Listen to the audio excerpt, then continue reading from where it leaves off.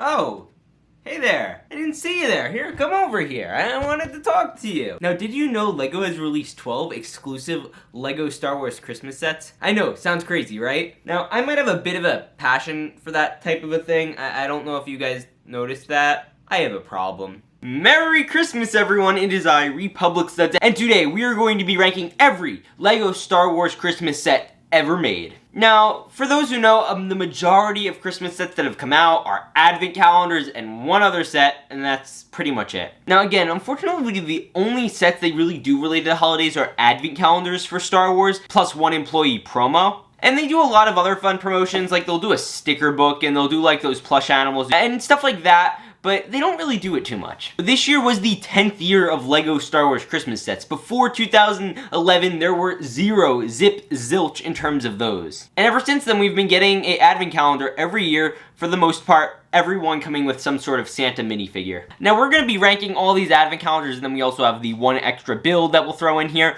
but we're going to be ranking this three ways. The most important things being the minifigure selection, the seasonal theming, and the Santa minifigure, as well as the builds that come in the set. Now, with that said, I'm going to ask you all to hit that subscribe button. I am so excited to get into this. Obviously, I like the holidays a little more than the average person, probably. I don't know. And by the way, a quick announcement. We have Studs Brickmas 2021 happening right now. Now, it's really, really easy to enter. You get loads of free LEGO Star Wars sets. All you have to do is check out this video here. I'll even leave a link in the description, so make sure to enter that. The deadline is approaching very soon. We got to get that knocked out before the end of the year if you want to enter that. We have not too many entries so far. I think a lot of people are waiting on it. So yeah, make sure to enter that like right now. It's a really easy way to get some free LEGO. Now, with that said, let's get into it. Starting off at number 12, we have by far the worst LEGO Star Wars advent calendar ever.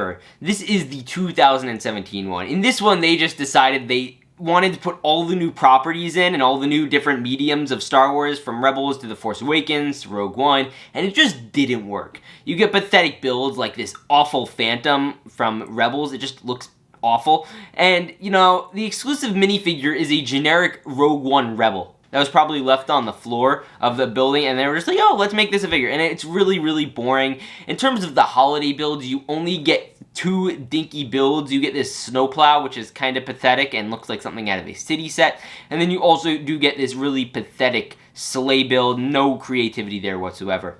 Now, this one makes my blood boil, because every year before this one, we had an exclusive seasonal Christmas usually figure, and we had every single year had that. And then by the time you got to the last day, you always got a really cool figure, and this year it was just the most pathetic BB-8 Santa hat wearing little thing. It is so sad. There's no exclusive prints on it. There's nothing exclusive. They just popped a Santa hat onto a BB-8 build, and it is so sad. He's on a friggin' sled or whatever that is. I absolutely hate this, but I will say that Sabine minifigure is pretty decent. At number 10, we have the 2018 Advent Calendar. Now, this one, again, was kind of very disappointing to me, as it was the first year we truly went without a Santa minifigure, and some would argue that this one should be on the bottom of the list, but the fact that we only got two holiday builds, too, didn't help. We got that little snowman, and we also got that little moisture evaporator Christmas tree, and that's just so boring. But I will say a huge redeeming factor with this set is that Merrick, Captain Merrick pilot that is exclusive to the set. This was a Rogue One character that we had not gotten in LEGO form,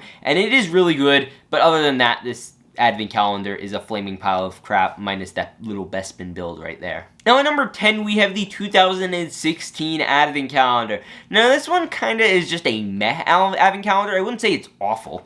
I mean, you get Snow Chewie. That's nice. It's nothing crazy, but it's nice. You get a Gonk Droid. Hey, that's pretty good too. A build I will say I like a lot. I love the Venator build and the Tantive 4 build. I like that TC-14 droid, but it just isn't my favorite advent calendar, if I'm being honest. Now, at number 9, we have the very first advent calendar, the classic, the 2011 advent calendar, and basically, this one is the Yoda advent calendar, in my opinion. I just call it that, and that's the only cool thing about it. I guess you'd say the Clone Pilot and Gunship are all right. At least LEGO got the Clone Pilot right in this one. It comes with a little tree build that isn't even Star Wars related. It's just kind of meh. Nothing crazy in terms of builds, and, you know, it's just alright, but it was the start of them, so I think it deserved to be up here, plus that Yoda is obviously great. Now, at number 8, we have the subpar 2015 Advent Calendar. This one comes with just a really bad Santa seasonal minifigure in the form of C-3PO as Santa, which just doesn't work. It's not a good choice for Santa, because, like, there's so many different characters you could do, but you do this.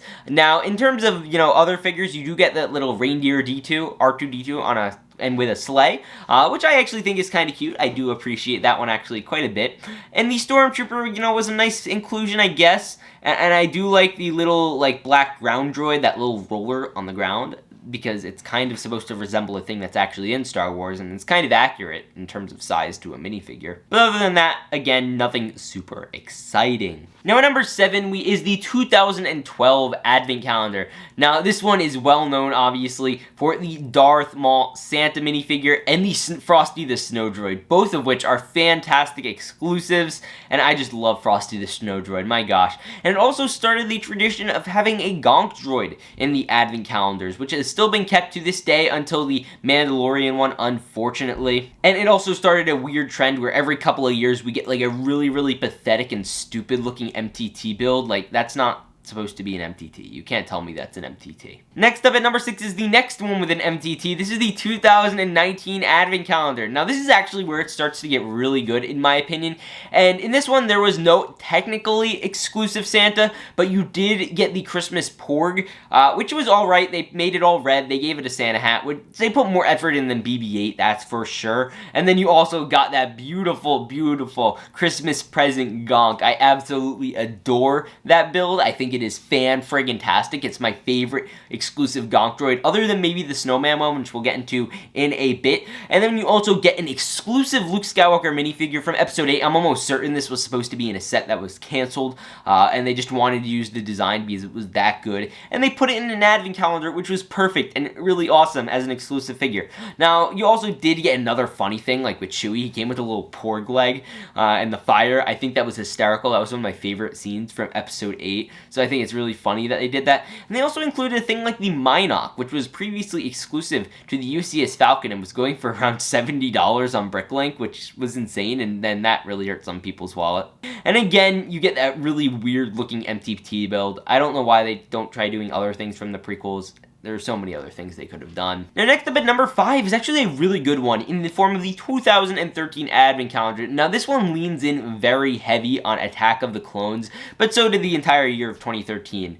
Now, it is a great seasonal figure in the form of the Jango Fett Mandalorian style Santa figure, which is great. I love seeing the Mandalorian armor with the Santa torso. I think that's just fantastic. And the only real other holiday build you get in here is the little Jango sleigh here, which again is disappointing. All the minifigures are all right. They're all usable. You get mostly like a clone trooper, you'll get a rebel, you'll get a scout trooper, things along those lines. Nothing is like a bad choice. And you also do get one of my favorite builds ever in an Advent Calendar, which is that AT-OT with dropship build. I think that's fantastic. They connect. I love it. It is just one of the best Advent Calendar builds in my opinion, if not the best. Now next up is out of number 4, and I feel like this has to be here almost out of obligation, but it is the 2021 Mandalorian Advent Calendar, and I'm gonna be honest, I'm not the largest fan of this one, at least compared to other Advent Calendars. Now I like being more surprised with what different day of Star Wars are you gonna get, and each week you'd pretty much get a different area of Star Wars. Like one week you get original, one week you'd get prequel stuff, one week you might get stuff from a TV show. I like that type of stuff, but this was all Mandalorian, and mostly Mandalorian Season 1, because they hadn't really had time to get a lot of stuff from Season 2, other than some baseline stuff like the Tusken and the Moff Gideon Cruiser. It's pretty much all Season 1 still. Now with this, they did nail the figures. All the figures are pretty okay. There's none that are insane and over the top. I think they did an okay job with Seasonal Mando. They put a scarf on him, which is alright. Would I have rather seen him as Santa? Absolutely, but it's okay. Now I also absolutely adore the child build. I have not gotten to this day in the Advent Calendar as of recording this yet, but it is absolutely adorable. I love the red and all of that sort of stuff. And, you know, just it's a nice little build. I like the pram build a ton. I haven't, again, built that, but it just looks good. And it's just a nice little 2021 Advent Calendar. It works for the year. and it's just nothing insane in my opinion. It's just alright. Now next up is the second best advent calendar ever in my opinion. Now this is the 2014 advent calendar. This one is by far the best in terms of minifigures and holiday theming, except for the next one. Now in this one you get loads of army builders in here. You get things like a Phase 2 Clone Trooper, which had only previously appeared in one other set and is now going for like $40. But that is an absolutely insane inclusion. You're also getting other things like pilots, you're getting Hoth generals, you're getting B2 battle droids, stuff like that, which is all great. And it comes with by far the best holiday figure, I would argue, in history of LEGO Star Wars, and that is Santa Darth Vader. They absolutely nailed this minifigure with the Santa, cloak, I guess if you will, the same one that I am wearing, along with the bag and the red cape. They absolutely nailed Santa Vader, and I think they did a really good job with this. Now also, if you like seasonal things, this is a great set for you, because you do get that beautiful little Christmas tree droid. I love that droid. That is so great, an exclusive minifigure, of course, and technically that clone trooper down there too is a Santa-fied, like, holiday Christmas stormtrooper, clone trooper. I'm sorry, I did that on accident. And then you also do get some fun seasonal builds, like that fireplace you get with the 2 lightsabers that hang off of it, and I think that was super creative, and just a fantastic set. Now next up, we are getting into the #1 advent calendar build at #2, and we'll get into #1, which I'm sure you're all wondering in a second. But this is the 2020 advent calendar, the best advent calendar ever. It is so great, and I think that is in large part due to the LEGO Star Wars Holiday Special that had come out on Disney Plus that year. Now in this set, we got 2 exclusive Christmas figures, which is very rare in terms of exclusive prints. Now you got Darth Vader with a little Christmas sweater and a Death Star thing on it, which is epic, and you also did get Poe Dameron with a BB-8 on his shirt, which is just the best. Now on top of that, you also did get a Santa Snowman as a build, which is just adorable. I love, one of the best Gonk Droid features. And you also did get Santa Dio in this. This was technically the Santa figure, I guess, kind of, maybe, I don't know. But it is great too. I absolutely love that, and it was my first Dio minifigure without having to buy the Falcon, which is great. And then you also did get a few awesome builds, like you get the Separatist Looker Hulk droid shuttle, and you also got things like Luke's hut, which still has not gotten interpretation in LEGO before this, and you even got like a pit droid and stuff like that. And in terms of minifigures, other than the holiday ones, they nailed it. They put in like a Sith Trooper, which was really rare at the time of that release. You got things like the Razor Crest from a show that had just come out. You got things like Rey, which nobody had bought any of those sets, so that was a great figure inclusion. And you got Stormtroopers, and personally my favorite build from this probably was the Darth Vader's castle. I just think that was a fantastic build, probably other than Luke's homestead. Now by far the best LEGO holiday set. This goes without saying because advent calendars are always just kind of meh, but this one is the Holiday X-Wing. Now this was a LEGO store employee and LEGO ambassador exclusive, which is why there are no technically official pictures of it, which is why I'm actually borrowing these from like YouTubers who've reviewed it or uploaded pictures online. Now this one just looks so good. I am so jealous of everyone who owns this. It's going for like $600 now on eBay, which is a lot, and I want to own this one day. I hope one day someone sends it to me or I'm able to get it.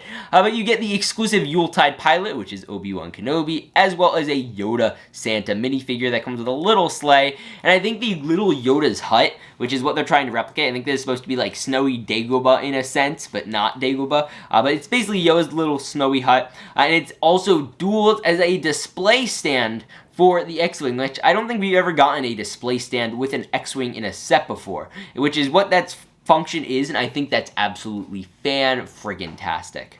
Now, that is personally my favorite one, but I want to know what you guys think. What is the best year of LEGO Star Wars advent calendars? What is the worst year of LEGO Star Wars characters? Did I get any wrong? Please tell me down in the comments below. I hope you all have a Merry Christmas and Happy Holidays. And if you want to watch more seasonal videos, feel free to check out a playlist full of my LEGO Star Wars holiday-related videos. I made them from last year and the year before, just years of channel history all on there. I'll see you all in the next one. Remember to peace out and stay awesome.